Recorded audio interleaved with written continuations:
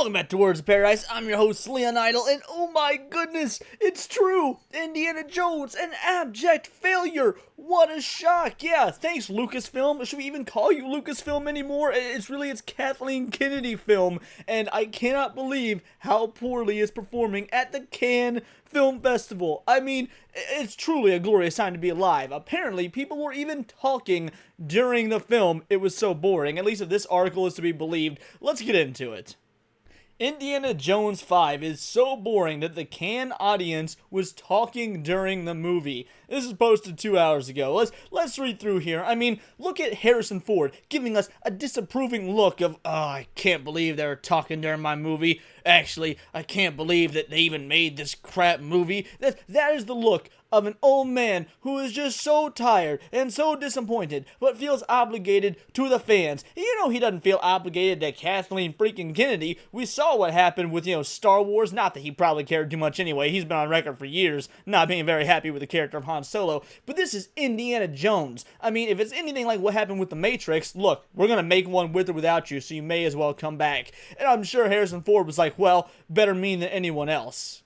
They say it's better to burn out than to fade away, but in the case of Indiana Jones 5, it seems like this particular franchise went out with a whimper rather than a bang. Cosmic Book News reports the film's debut at the Cannes Film Festival on May 18th was met with a lackluster response, citing that the film elicited an unexpectedly underwhelming response from the audience members. Really? Unexpectedly? Like, who asked for this film? I'm not saying legacy characters can't come back. Take a look at the Ash vs. Evil Dead show. That came back after, Army of Darkness was in the 90s? And then we had nothing. I mean, we had some video games, but nothing thematically, no films for Evil Dead for the longest time. And then they brought back Ash vs. the Evil Dead. But you know what? It's because fans demanded it. Fans have been clamoring for more Evil Dead for years, and we finally got our wish. And then it was on Stars, which nobody had, so nobody watched it, so it was canceled after 3 seasons. But they were 3 very fun and very accurate to the source material seasons that fans adored. No fans were calling for more Indiana Jones. Fans weren't even calling for Crystal Skull a decade ago, and that happened. So fans definitely weren't calling for this. What do you mean unexpectedly underwhelming response from audience members?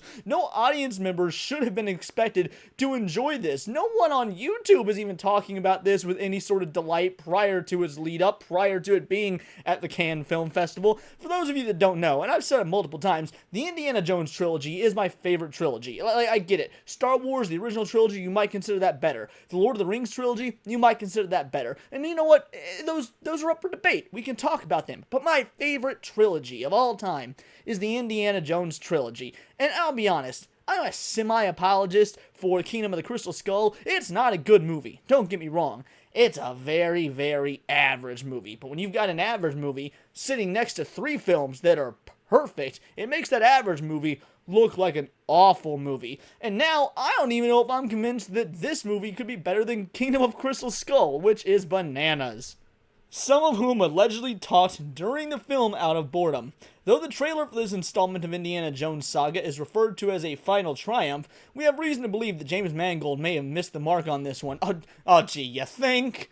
Perhaps what is more telling about Indiana Jones 5 is that the audience at Cannes gave a more enthusiastic standing ovation to Harrison Ford. Well, I mean, of course, it is Harrison Ford. Even if the dude wasn't, probably knocking on death's door within the next decade, it's Harrison Ford. The dude is a Hollywood legend. I mean, he is like the modern day Marlon Brando. I don't know if modern is the right way to think about that because, again, he's like 80. But point is, Harrison Ford is, in my opinion, one of the single most talented men that ever graced the silver screen. I mean, even going so far back, you can look at actors from the 30s, 40s, 50s, the golden age, the silver age.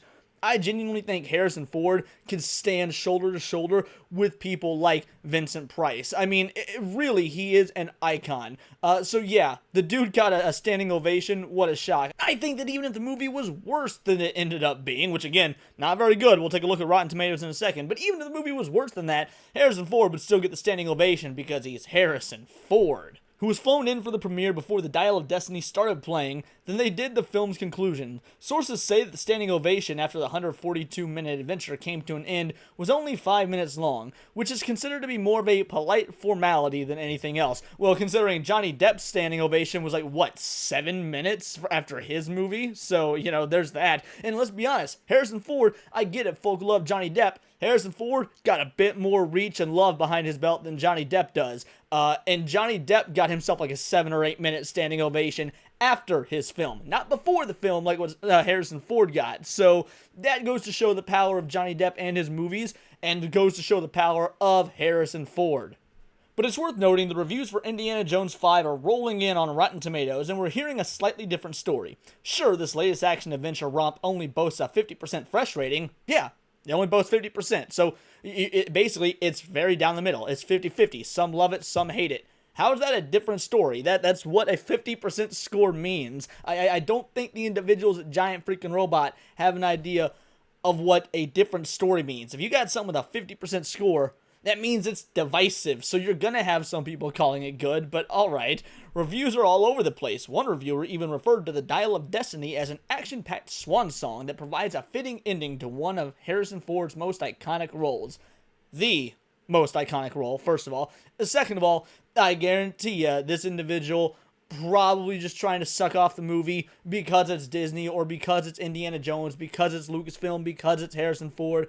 I bet they know in their heart of hearts this was not a good movie. I mean, anyone that can sit there and talk about how bad Crystal Skull was, you can look at the trailers for this alone and know that it's going to be just as bad, if not worse. However, one critic didn't parse her words when criticizing Indiana Jones 5 for taking the titular timepiece a little too literally. Esther Zuckman from the Daily Beast expressed disappointment over the fact that Disney seems to want to turn the clock back instead of doing anything new. Now, I will say, to give Disney some credit, which I so rarely do on this channel for obvious reasons, whenever they do try something new, fans hate it. Understandably. I mean, hey, the direction they went with The Rise of Skywalker, well, that was new. The Last Jedi. That was new. It certainly wasn't good, though. You shouldn't go for something new if it's gonna be bad. I understand this film playing it safe if, what we get for going a new direction is something like The Last Jedi. I would rather a movie play it safe than, wildly go out left field and divide an entire fan base. But again, Lucasfilm, or Kathleen Kennedy Film, has burned all of its goodwill anyway, so at this point, what does it even matter? Play it safe, do something new. No matter what, people are going to hate it because of who's in charge, because none of them know what makes these fandoms.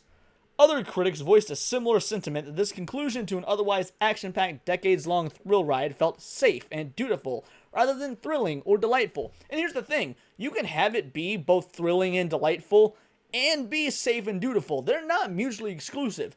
To make an Indiana Jones film, you gotta have a few things. Harrison Ford being Indiana Jones to his character. I don't know if they keep Indy true to his character. I have heard they do, which is good to know. Beyond that, you gotta have Harrison Ford playing Indy in character. You gotta have some swashbuckling, some gunfights, a really cool piece of archaeological treasure, and some sort of evil cult or group of bad, whether it be communists, Nazis, whatever, for Indy to punch in the face. And I'm not talking about the type of Nazis that, oh no, he called me by the wrong gender, he's a Nazi. No, I'm talking about real Nazis that, the Sieg Heil Lassen 999, that kind of Nazi. Indy needs to punch some real Nazis in the faces, but this movie is being made by people who consider individuals like me, folks that don't give a damn about pronouns, oh, we're Nazis. So no, maybe this movie does it right, maybe it does it wrong. My point is, it's not that hard to make an Indiana Jones movie. It is that hard to make an Indiana Jones movie when your star is, almost 90 years old, and you're thrown in as his co-star, his goddaughter, the feminist Fleabag. This seems to be the case with most legacy properties spanning decades. Some franchises just run out of steam and have nothing to offer, and in the case of Indiana Jones 5, although closure is most certainly offered to longtime fans of the franchise, some viewers felt that what could have been a stunning conclusion seemed more like a feigned attempt to call back to the iconic Indiana Jones films that preceded it. Oh, I'm sure there's plenty of nostalgia bait in this film. I mean, again, we're looking at 50% on the tomato meter, and this is with 28 reviews. When I checked earlier, it was at 50%, or actually I think it was at 48%, with 16 reviews. They have almost doubled the reviews. It's not going up. I mean, this movie is not looking good, and these are the critics. The critics are usually the individuals that suck off every single thing the House of Mauschwitz touches. But once again, they picked a good version of Harrison Ford here to look upon this 50% tomato meter. That's just a, yikes, here we go again, sort of look that he's given the camera. I mean, wow. I can't believe the critics are actually being so harsh. I'm glad they are being this harsh. Maybe some real criticism is actually starting to return to the film world. We'll see when those Little Mermaid scores come out, but hey, even the critics didn't like Peter Pan and Wendy, so what can you say? Maybe they're slowly learning. It really does pain me, guys. It absolutely pains me because, again, Indiana Jones is my favorite trilogy of all time. I said on a live stream the other day, Raiders of the Lost Ark was a life-changing film for me. Raiders of the Lost Ark is one of the very, very few perfect films that I can think of off the top of my head. I mean, there is not a single thing wrong with that film. Even the things that may or may not be mistakes, they add to the quality. And then, you know what? Temple of Doom, in my opinion, not as good, but still literally an amazing film. And then they come with the third film, the third entry into a franchise, The Last Crusade. Aptly named Last, because it should have been the end. It ends with Indy riding off into the sunset, the iconic pulp ending. And of course, they come out with Kingdom of Crystal Skull, and now, because, Kathleen Kennedy film is bleeding money, and the House of Mauschwitz can't help but just crap all over, legacy characters and heroes, they had to make a fifth one, and even the critics are wise enough to be like, yeah, this isn't good. I mean, what more do you want? What more can Disney do to show you guys they do not care about you, and they do not care about art and the history of film, and of course what it means to you as a fan and the things you love. I don't know how you people could still be paying money for this. But if you're watching this channel, you're probably smart enough to, not pay money for this. I got nothing. Again, just watch me instead. Subscribe to me. I'll tell you everything you need to know. But that's just my opinion. Let me know yours in the comments below, or let me know on Twitter, where you can find me at BoltTheWord. And please do subscribe. We got over that 900 subscriber mark, which is incredible. I can't believe it. Thank you so much. We're so close to 1,000. I'd love to get to 1,000 by the end of the month. That's entirely possible. Hit that subscribe button. It'd be much appreciated. Like, comment, share, the whole nine. I'm a nerdy news channel. I do nerdy news every day, especially now that I have my PC back. Man, that was a rough week. But until then, it's all here in the Nerdosphere, and this has been Words of Paradise.